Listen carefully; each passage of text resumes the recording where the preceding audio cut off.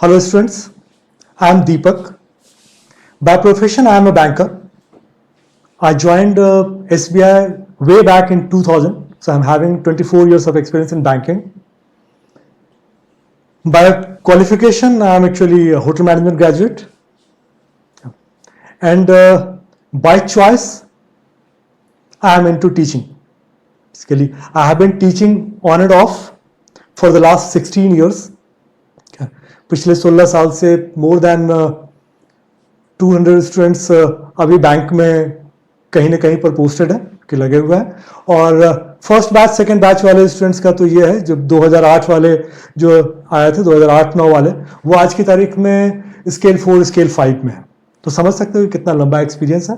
क्या सिर्फ बैंकिंग करवाता हूँ, ठीक है। तो इसलिए ये जो मैं स्ट्रेटेजी वीडियो लेके आया हूँ कि how to crack RRB in just 3 months, तो बिलीव मी कि ये एक फ्लूक नहीं है।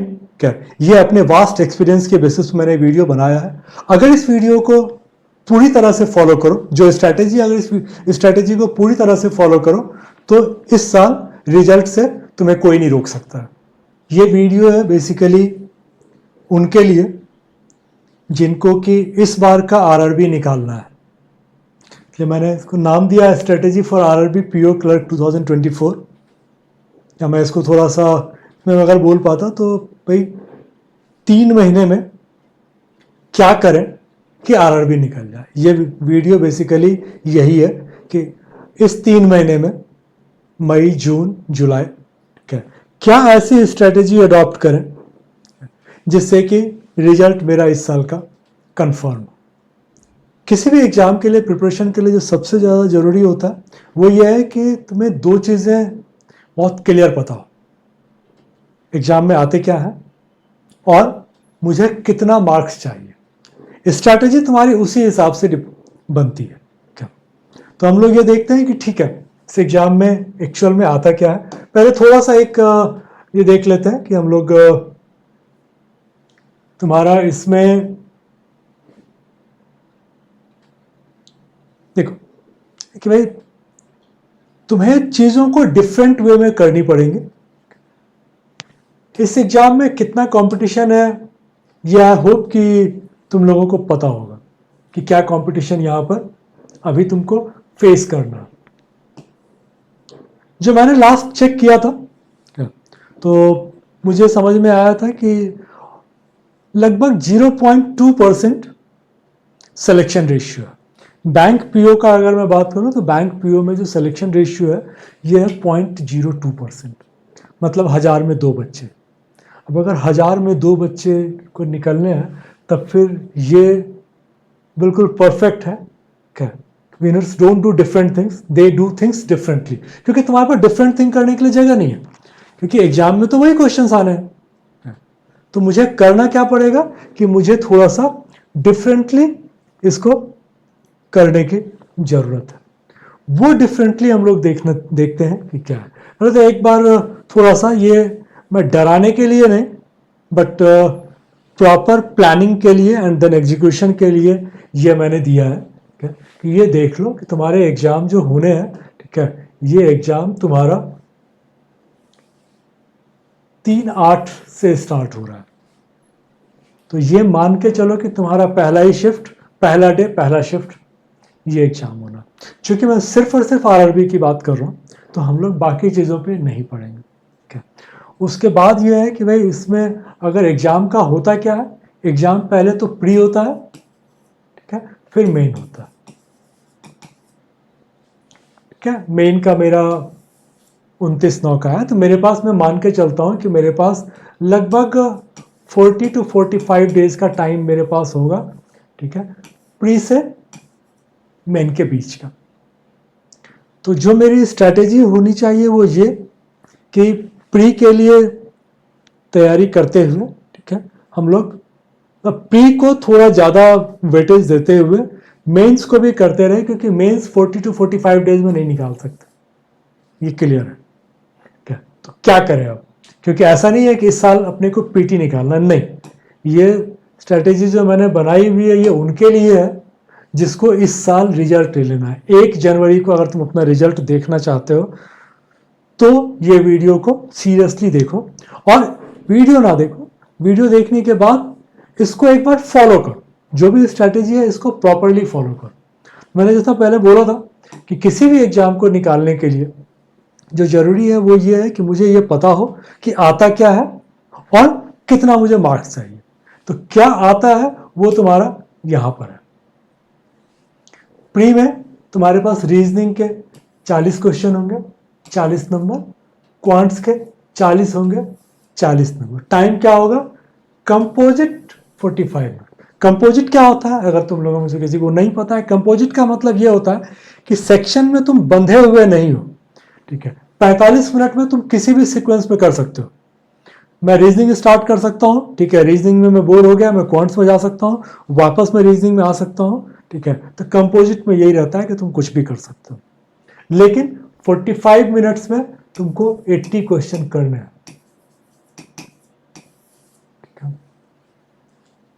अब फिर मैंने बोला था कि मुझे ये पता होना चाहिए कि आता क्या है, और उसके बाद कि मुझे मार्क्स कितने चाहिए। अगर देखो तो क्या होता है कि अलग अलग स्टेट, चूंकि आरआरबी हर स्टेट का अलग अलग होता है, क्या, तो एक कहीं पर तो 40-50% में भी हो जाता है, लेकिन अगर एक मैं अच्छा एवरेज पकड़ूं, ठीक है, तो 70-80%। प्री में 70-80%, मतलब मैं ये 56 है, ये 64 है।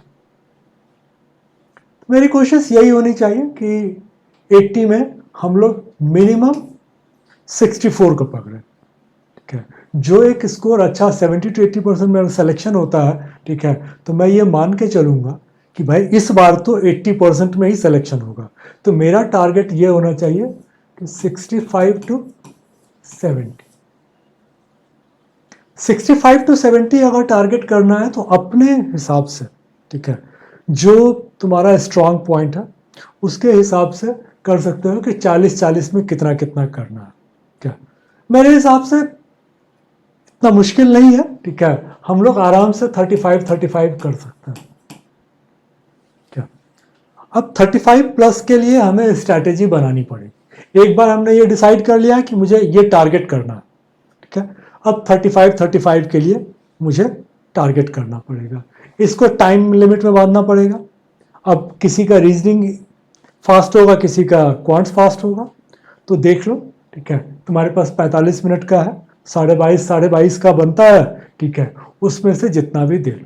मतलब ये कह लो कि जो हम लोग नॉर्मल आईबीपीएस वाला या एसबीआई का देखते हैं जिसमें कि 20 मिनट्स में 35 क्वेश्चन करना होता है, ठीक है, तो वो मान के चल रहे हम लोग कि हम 20 मिनट्स में, ठीक है, हम जो टारगेट करेंगे कि हम 20 मिनट्स में 35 क्वेश्चन सॉल्व करने की कोशिश करेंगे। जो 2.5 मिनट का मेरे पास एक्स्ट्रा टाइम है तो वो मुझे सपोर्ट करेगा और क्वेश्चन देखने के लिए। चलो यहां तक फिक्स हो गया हम लोगों का। अब आते हैं कि मेंस में। मेंस का अगर कट ऑफ की बात करो तो मेंस में मुझे लगता है कि 40%, 50%, क्या, तो अगर हम लोग 50% प्लस कर लेते हैं, ठीक है, तो सिलेक्शन पक्का है। अब यह है कि 50% पे होता है कि हो ही जाएगा, हो सकता है कि मैं बॉर्डर लाइन पर हूं, तो मैं टारगेट करके चलूंगा 60%, ताकि कितना भी गिरूं तो मेरा सिलेक्शन ना अटके। अब 60% अगर मुझे लेके आना, यहां पर भी वही है, कंपोजिट टाइम 2 आवर्स का है, और तुम्हारे पास यहां पर क्या है कि देखो तो 40 क्वेश्चन 50 मार्क्स रीजनिंग, क्वांट्स में 40 क्वेश्चन 50 मार्क्स, बाकी में जो है ना जनरल अवेयरनेस 40 में 40, कंप्यूटर 40 में 20, लैंग्वेज 40 में 40। लैंग्वेज इसमें तुम्हारे पास ऑप्शन है, इंग्लिश या हिंदी कुछ भी ऑप्ट कर सकते हो। अब इसमें जो मेरा टारगेट रहेगा, ठीक है, कि कितना मुझे मार्क्स लेके आना है, 60% का मतलब है कि मुझे 120 मार्क्स चाहिए। 120 मार्क्स को मैं ऐड करना पड़ेगा। कंप्यूटर देखो 40 क्वेश्चन है, 20 नंबर का। जनरली मुझे लगता है कि यहां पर ज़्यादा एफर्ट नहीं भी दोगे, ठीक है, तो मेरे हिसाब से 10 to 12 आसान है। अगर तुम्हें ऐसे भी पेपर दे दिया जाए तो थोड़ा बहुत तो कंप्यूटर के बारे में जानते ही हो, ठीक है, तो जितना कुछ रहता है 10 से 12 इजीली आ सकता है। हम लोग ट्राई करेंगे कि इसको बढ़ा के 15 तक लेके जाए, ठीक है। लैंग्वेज, लैंग्वेज में मान के चलता हूँ कि लैंग्वेज जितना कहना आसान है कि हिंदी ले लेंगे तो मेरा हो जाएगा, मुश्किल है, ठीक है। तो लैंग्वेज को मैं मान के चलता हूँ कि हम लोग इंग्लिश ले रहे हैं, एवरेज है, ठीक है। मैं क्वालिफाई कर रहा हूँ सिर्फ, ठीक है। क्वालिफाई करने के लिए 10 से 15 के बीच में मुझे चाहिए, ठीक है। मैं इसको बहुत इजी वे में जा रहा हूँ, ठीक है। तो हम लोग 10 से 15 लैंग्वेज में जाते हैं। इससे ज़्यादा तुम जो लेके आ जाओगे तुम्हारे लिए जो है एडेड पॉइंट है। जनरल अवेयरनेस 40 है, ठीक है। इसके लिए हम लोगों की स्ट्रैटेजी यही होनी चाहिए कि 25 मुझे मिनिमम लेके आना, इनफैक्ट 25 से 30 में बोलूँगा, ठीक है, कि 25 से 30 जो है ये तुम्हारा आना चाहिए इसमें, क्वांट्स। बट चलो एक मैं इसको भी रख लेता हूँ कि अगर मैं 20 से 25 आता है तो मैं कहाँ पहुँचता हूँ, उसी हिसाब से मुझे वेटेज कहीं ना कहीं पर देना पड़ेगा। अगर मैं इसको पकड़ूं, ठीक है, तो 20 10 30 10 40 मेरा लोअर साइड में है। हायर साइड में अगर चलूं तो 25 15 40 और 12, ठीक है, तो मैं 50 पकड़ के चलता हूँ ये। तो इसका मतलब अगर 40 आता है तो इधर मुझे 80 चाहिए और इधर मुझे 70 चाहिए।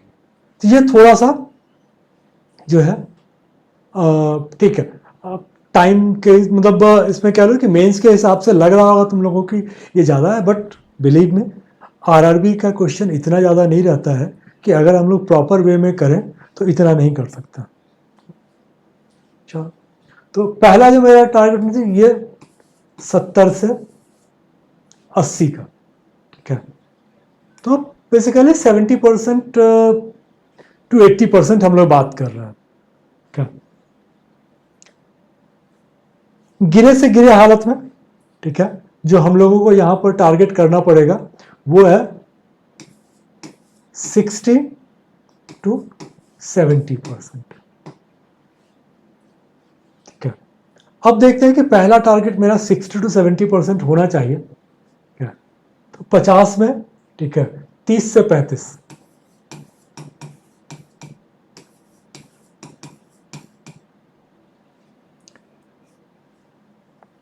जिस हिसाब के क्वेश्चंस आते हैं, क्या कि मुझे लगता है कि क्वांट्स में तो डेफिनेटली हम लोग 30 to 35 कर सकते हैं।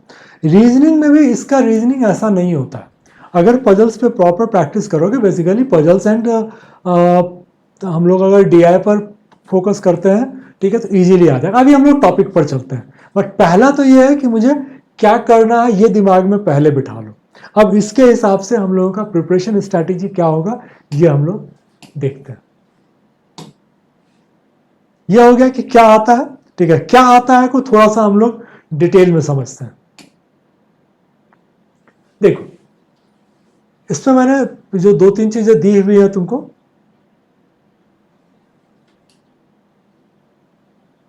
वो ये है कि तुम्हारा आरआरबी पीटी में क्वांट्स में, आरआरबी क्लर्क के पीटी में क्वांट्स में, ठीक है, और सिमिलरली रीजनिंग में जो है ना पीटी में, क्लर्क के पीटी में, इसके में।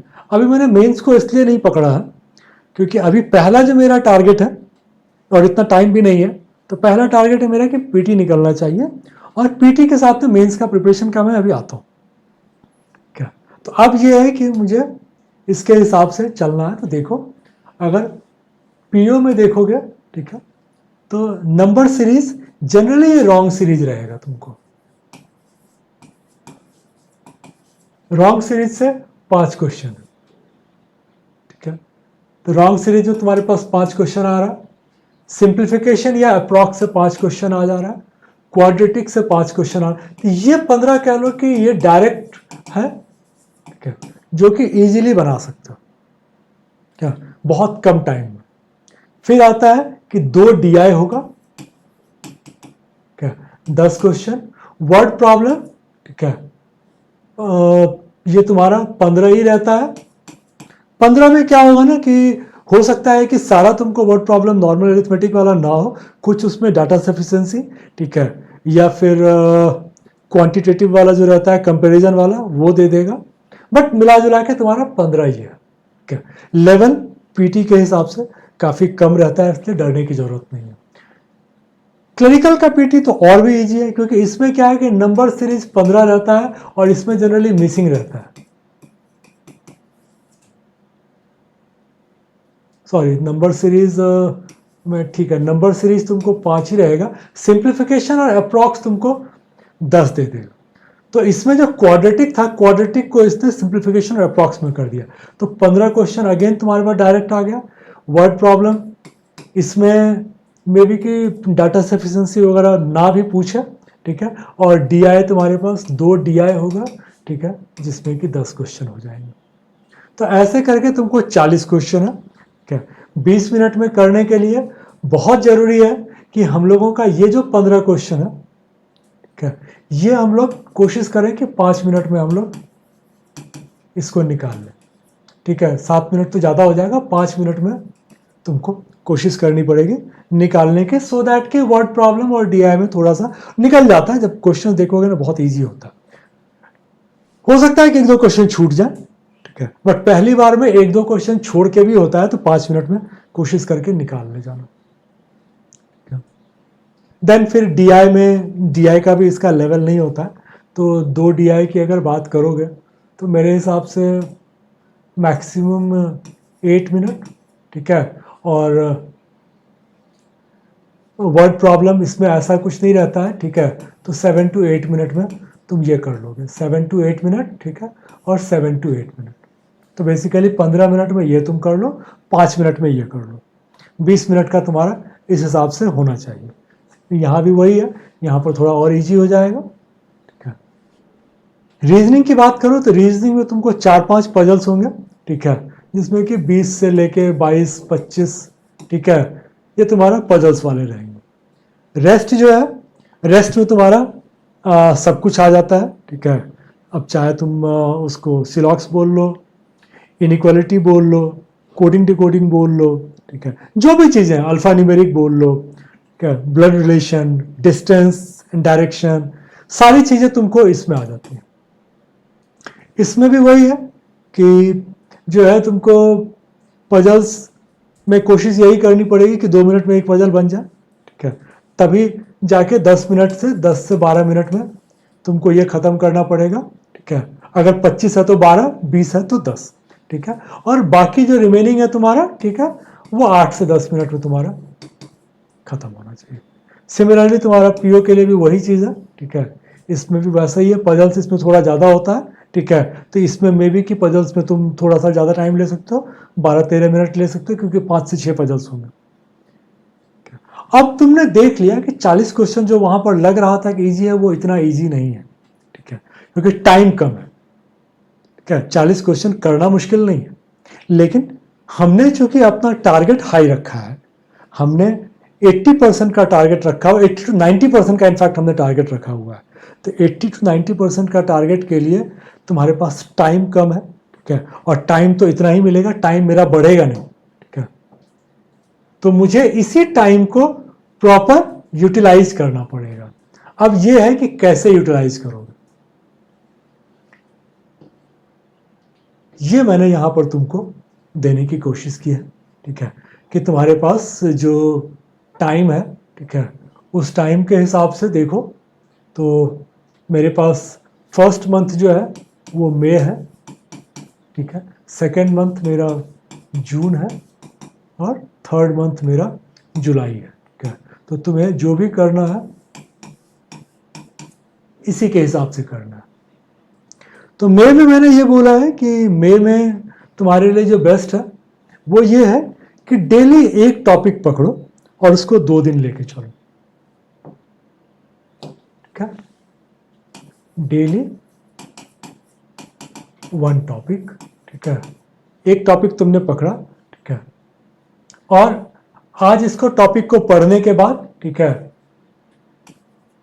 मैं इसमें जो भी बोल लूँ, ठीक है, ये मान के अगर चलो कि तुम लोग का पहले से तुम लोग का किया हुआ है तो रिवीजन कर लो। अगर तुमको पढ़ना है, ठीक है, तो फिर तुम इसको मैं पढ़ना तो नहीं बोलूँगा, ठीक है, इसका कॉन्सेप्ट क्लियर करो, ठीक है, एंड देन दोनों के लिए प्रैक्टिस है। प्रैक्टिस 100 क्वेश्चन, ठीक है। सेकेंड डे प्रैक्टिस, ठीक है, 100 मिनिमम। तो 2 दिन में एक टॉपिक तुम्हारा खत्म होता चला जाएगा, ठीक है। This applies for both quants and reasoning. ऐसा नहीं है कि क्वांट्स के लिए अलग, रीजनिंग के लिए अलग, सबके लिए वही है, ठीक है। तो फर्स्ट मंथ में जो अपने को करना है, ठीक है, डेली एक टॉपिक, ठीक है। इसमें मैंने टॉपिक इसलिए लिखा है कि ठीक है तुम्हारे पास टॉपिक्स अलग अलग होता है। जैसे रीजनिंग में मान लो कि तुमको लगता है कि 8 ही टॉपिक है, तो मुझे एक टॉपिक को पहले 2 ही दिन दो, उसके बाद जब तुम्हारा खत्म हो जाता है तो उसको सिर्फ प्रैक्टिस करो, ठीक है। पढ़ने वाला काम खत्म हो गया, अगर कहीं पर भी डाउट्स है तो डाउट्स को क्लियर करवाओ और उसको प्रैक्टिस करो, ठीक है। सिमिलरली मैथ्स में भी, ठीक है, जो भी है तुम सिंप्लीफिकेशन, अप्रॉक्स, नंबर सीरीज, ठीक है, time and work, time and distance, सारे टॉपिक्स को एक साथ करके खत्म करो। सेकेंड मंथ में जब तुम जाते हो, ठीक है, तो सेकेंड मंथ में तुम्हारे पास क्या है कि टॉपिक वाले तुम्हारे खत्म होगा। मैथ्स में अब तुम आ जाओ डीआई पे। अब मेरी कोशिश ये होनी चाहिए कि 15 से 20 डीआई, ठीक है, मेरा डेली। इसमें तुमको पढ़ने के लिए कुछ नहीं है, जो तुमको पढ़ना था वो तुमने ऊपर पढ़ लिया, ठीक है। जितना तुमको वो कॉन्सेप्ट क्लियर करना था ऊपर कर चुके हो। डीआई में कुछ नहीं होता है, तो सिंप्लीफिकेशन होता है या अरिथमेटिक डीआई होता है, ठीक है। तो यहां पर तुमको जो करना है वो है कि 15 to 20 डीआई, ठीक है, तुमको पर डे करना है, तो लगभग 100 क्वेश्चन हो जाएंगे, ठीक है। सिमिलरली तुम्हारा रीजनिंग में 15 से 20 पजल्स करो, उसमें डीआई है और इस पे तुम्हारा पजल्स है। तो ये जो हम बात कर रहे थे कि 4 से 5 क्लरिकल में, ठीक है, 5 से 6 पीओ में, तो ये 1 महीना जो करोगे, ठीक है, तो इसमें तुम्हारी स्पीड इतनी आ जाएगी कि पजल्स एक झटके में बना लिया करोगे, ठीक है। तो ये एक तुम्हारी स्ट्रैटेजी होनी चाहिए ये 2 महीने के लिए। तब आता है फिर जुलाई। जुलाई में मैंने बोला है कि 2 मॉक पर डे करना।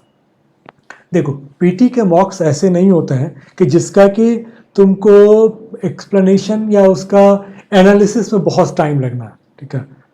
2 मॉक बनाओगे, ठीक है, 1x2, 2 घंटा। इसको अगर तुम बहुत थॉरो भी अगर तुम इसको देखते हो, ठीक है, एनालिसिस, तो 2 घंटा तुमको एनालिसिस का लगेगा। अच्छा, फर्स्ट 2 मंथ्स में एक चीज जो मैं बताना भूल गया था कि तुम्हें करंट अफेयर में 30 मिनट पर डे देना, ठीक है। करंट अफेयर, ठीक है, 30 मिनट्स पर डे, क्योंकि देखो हम लोगों ने टारगेट किया हुआ है कि करंट अफेयर में मुझे मिनिमम 25 चाहिए 40 में। तो अगर 25 चाहिए तो मुझे पहले डे से, डे 1 से, 1 मई से ही तुम्हें ये करना पड़ेगा कि भाई 30 मिनट मुझे पर डे करंट अफेयर में देना है। तो 30 मिनट तुमने एक बार करंट अफेयर में दे दिया, ठीक है। फिर आता है कि 2 महीना चलो खत्म हो गया, 2 महीना में काफी हद तक तुम कवर कर चुके होगे। ना सिर्फ ये 2 महीना बल्कि 2 महीने का पहले का भी तुम्हारा कवर हो जाएगा, ठीक है। तो 4 महीना हम लोग आगे चल चुके होंगे बाकी लोगों से।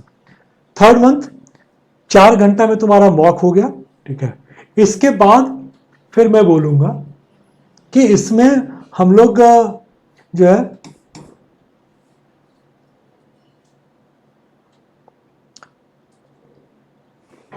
कंप्यूटर को भी, अच्छा यहां दिया हुआ है, ठीक है, 30 मिनट्स टू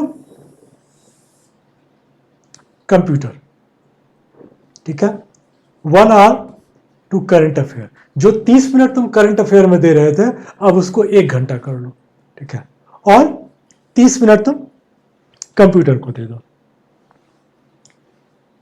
अब इसमें भी देखो फर्स्ट 2 मंथ्स में ना 2 लेवल के लोग होंगे। एक तो होगा जो कि बिल्कुल ही नए हो तुम, फ्रेशर, तो वो तो यही फॉलो करोगे। और जो ये फॉलो करोगे तो वो क्या होगा कि जब थर्ड मंथ में जाओगे, ठीक है, तो यहां पर मेंस का जो है, मेंस का हम लोग, ठीक है, कुछ स्टार्ट कर देंगे। मेंस का हम लोग क्वांट्स में और इसमें रीजनिंग में थोड़ा थोड़ा स्टार्ट कर देंगे सो दैट कि वहां पर मुझे दिक्कत ना हो। तो कह लो कि 15 to 20 क्वेश्चन, या इसको मैं ऐसे बोल सकता हूं कि हम लोग 3-4 DI और 3-4 पजल।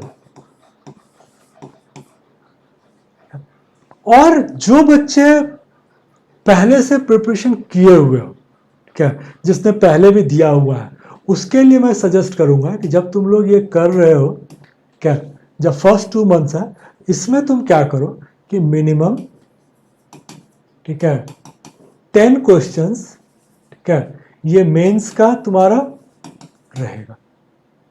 ज्यादा मत करो, बट 10 क्वेश्चन करो। बाकी लोगों के लिए भी बोलूंगा कि एक बार तुम्हारा जब कह लो कि टॉपिक्स खत्म हो जाते हैं, ठीक है, क्योंकि उन टॉपिक्स के साथ में अगर मेंस तुमने अगर किया हुआ ही नहीं है तो मेंस में तुमको बिल्कुल ही लगेगा कि पता नहीं मुझसे हो ही नहीं पाएगा। एक बार टॉपिक्स तुम्हारा खत्म होता है तो सेकेंड मंथ में डेफिनेटली मेंस पर आ जाओ। मेंस में मैं ये बोलूंगा कि 2 DI, ठीक है, और 2 पजल्स, इतना ही अगर करते चलोगे, ठीक है, तो जो बिल्कुल बिगिनिंग से करते हैं तो ये सोच के देखो कि 60 DI तुम बना चुके होगे, ठीक है, 60 पजल्स तुम मेंस लेवल का बना चुके होगे। और ये चूंकि मेंस लेवल के हैं, ठीक है, इसमें टाइम भी लगता है, ठीक है, और करोगे तो फिर धीरे धीरे करके तुम्हें मजा भी आने लगेगा, ठीक है। तो ये तुम्हारी प्रॉपर स्ट्रैटेजी, अगर तुम इस हिसाब से इसको फॉलो कर लेते हो, ठीक है, तो बिलीव मी रिजल्ट तुम्हारा इस साल पक्का हो जाएगा। इंटरव्यू के लिए तो ठीक मैं हूं ही, इंटरव्यू के लिए तो मैं करवा ही दूंगा, लेकिन उसके लिए जरूरी है कि पहले तुम पीटी निकालो और पीटी निकालने के बाद मेंस निकालो। मेंस की स्ट्रैटेजी मैं यहां पर डिस्कस नहीं कर रहा हूं, ठीक है। अभी मेंस की स्ट्रैटेजी सिर्फ इतनी है कि हम लोगों को आधा घंटा करंट अफेयर मुझे डे 1 से पढ़ना है, ठीक है, आधा घंटा करंट अफेयर डे 1 से पढ़ना है, ठीक है, सेकेंड मंथ में और फर्स्ट मंथ में, थर्ड मंथ में करंट अफेयर मुझे 1 घंटा कर देना है और 30 मिनट कंप्यूटर को दे देना है।